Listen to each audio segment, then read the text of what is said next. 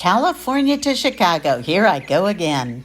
This time to Goffs California, a ghost town on Route 66 in the Mojave Desert. The town has the distinction of being the desert tortoise capital of the world.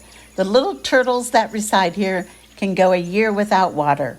This small principality was part of a watering system for the railroad. It was part of the alphabet towns. The towns were named Amboy, Baghdad, Chambers, Danby, Essex, Fenner, Goffs, and then on to Needles.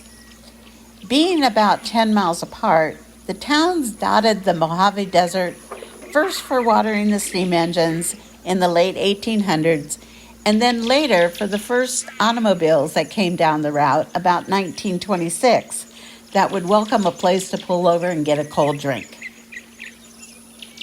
Goffs has numerous art installations along with signs, old bottles, and cars that dot the grounds of the Schoolhouse, which has been turned into a museum.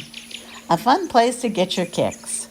Till next time, from California to Chicago, thanks for watching.